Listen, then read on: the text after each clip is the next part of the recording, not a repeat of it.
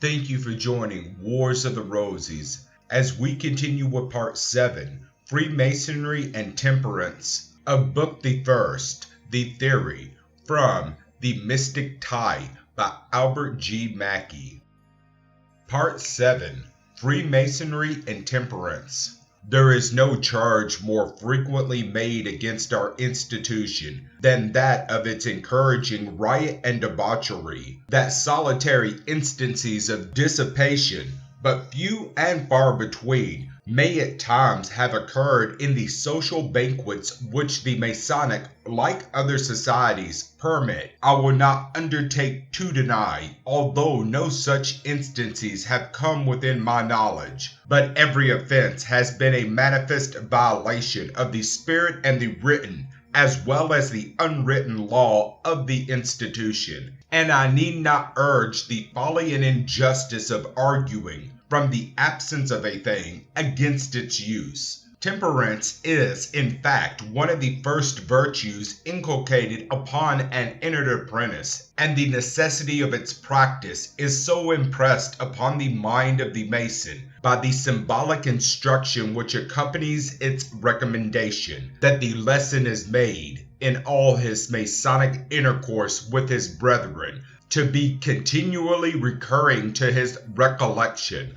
Our ancient charges, which, like the decrees of the Medes and Persians, are the sacred and unchangeable laws of the order, have not left this point in doubt. You may, say they, enjoy themselves with innocent, treating one another according to ability, but avoiding all excess, or forcing any brother to eat or drink beyond his inclination, or hindering him from going, when his occasions call him, or doing or saying anything offensive, or that may forbid an easy and free conversation, for that would blast our harmony and defeat our laudable purposes. Our lectures are still more explicit in urging the practice of the virtue under consideration, and in warning the Mason of the danger of contracting licentious habits.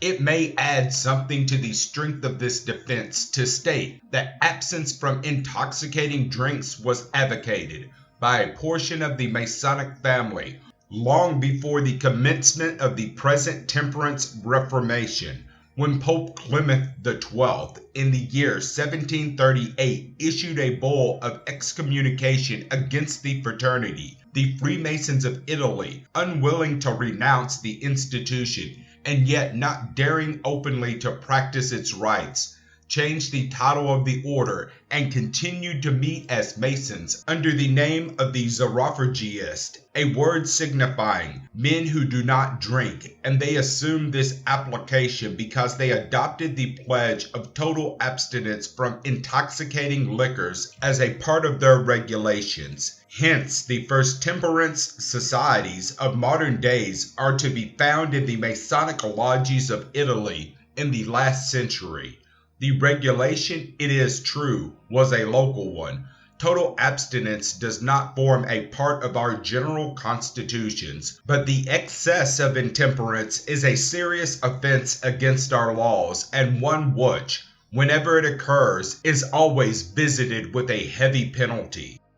I cannot better close this defense of Masonry as a temperate institution than by quoting the testimony of Colonel Stone, which is, indeed, the more valuable because he speaks from personal knowledge, having been, for many years, an active member of the order, and without the slightest approach to partiality, because he succumbed to the storm of anti-Masonry, publicly renounced the order, and became one of its most insidious foes, replying then to the charge of intemperance made against the members of the order. He says, "If Masons fall into habits of indolence or intemperance in consequence of clustering together at public houses, they do in defiance alike of the example and instruction of the lodge room, where they are solemnly charged to avoid all irregularity and intemperance. And if, therefore,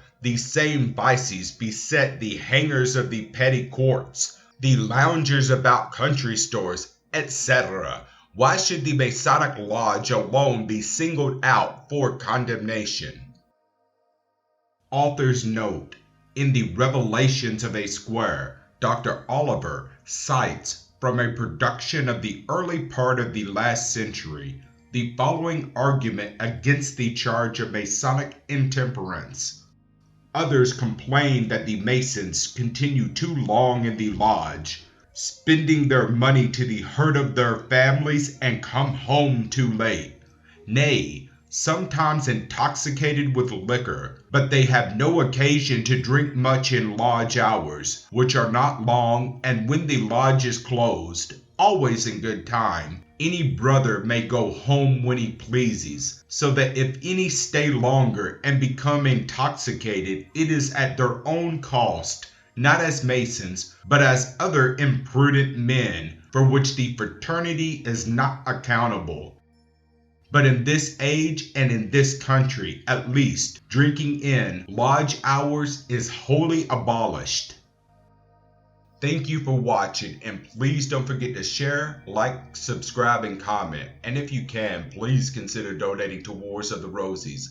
Links to PayPal and Patreon are in the description.